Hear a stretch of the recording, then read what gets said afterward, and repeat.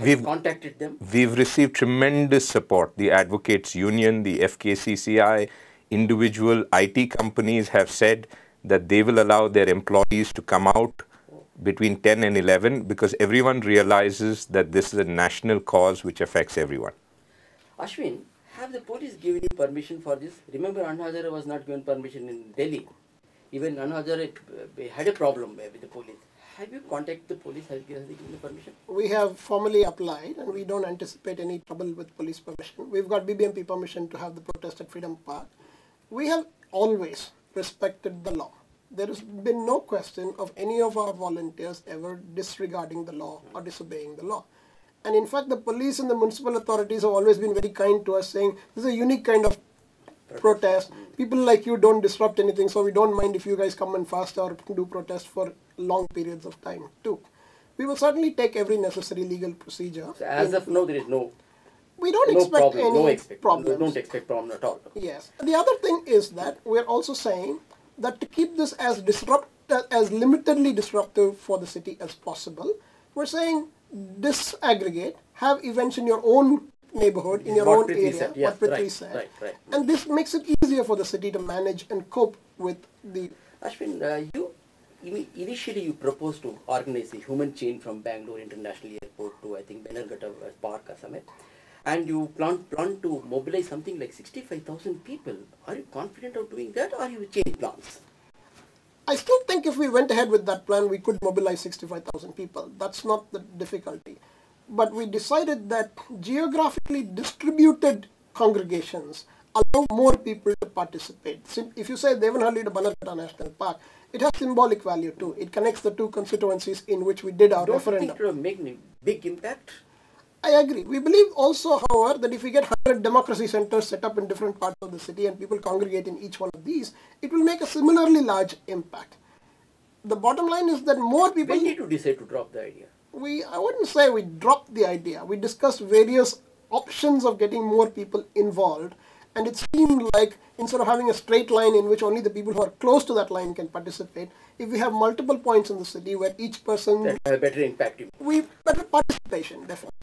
This was also on request of citizens from various areas who felt that for them to come and actually coordinate an effort from the airport to Bannerghatta would be a challenge. And they said, we would like to participate, tell us how we can. So I think there will be a lot of human chains formed locally. We also were concerned about the fact that in a 65-kilometer length of human chain that we might have traffic disruptions, etc. So we said we need to ensure that there is no public nuisance. Also, yes, sir. Not going to disturb the traffic. We are very clear, nobody will get onto roads. They can stand by roadsides, they can stand in public places and parks, so but there will be no disruptions. Instead of one long chain, you would have a lot of smaller chains in localities. We hope to have very many million people participate. That's great.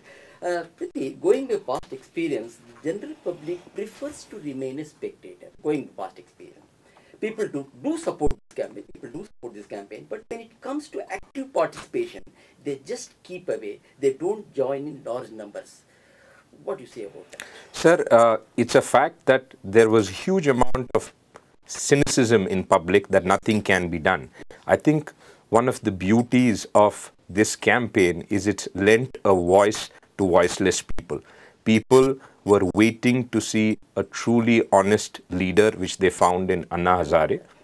They realized that here is a man, a very simple, humble man who's willing to fight for the country, and they now feel that they have a voice. It's tremendous.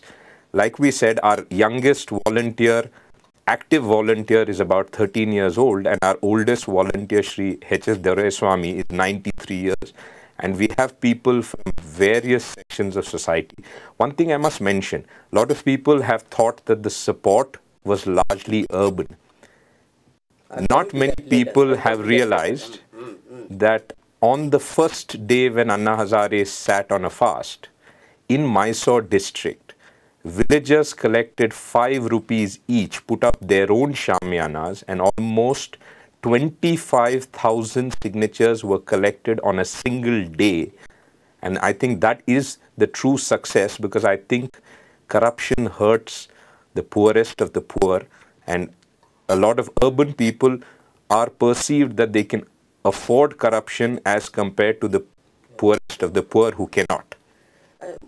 Ashwin, I will take from what I asked Prithvi. Don't you think this attitude of people, the attitude, what I say, the passive attitude of people, weakens Anna's resolve to fight the government and emboldens the government to have its way? So I don't think Anna will be weakened in any way by anything that you or I do or even lots of other people do. He's a tremendously self-confident and inspirational person. And I think a lot of other people in the campaign are similarly self-motivated people. They're not going to decide to go forward or backward depending on whether there is public support. But I will say this much. Lots of people have realized that there is a way for them to engage with issues of public good, to work with other people who are similarly interested in the welfare of the country, and to create a positive change. I think this is the great transformation that has taken place in the last few months. If you remember, when we did SACU in November or December last year, Yes. that was the first time that we all discussed the possibility of a national anti-corruption campaign. We are only 7-8 months from that time, and we have moved this through a tremendous period across the whole country to the point where Parliament is considering a legislation that we have mooted. And I see that as a tremendous achievement for the people of India. Absolutely. And more people are definitely joining this space. But I also say to people who are not yet part of the campaign, this is your country too. The future of your children is at stake too.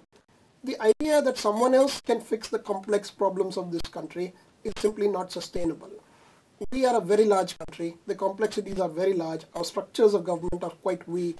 Unless citizens themselves throw themselves into the action and create the change, we will not be able to create a world-class democracy. Absolutely right, Ashwin. Prithvi, thanks. Let's take a small break here. On return, let me ask you both about our youth and their frustration.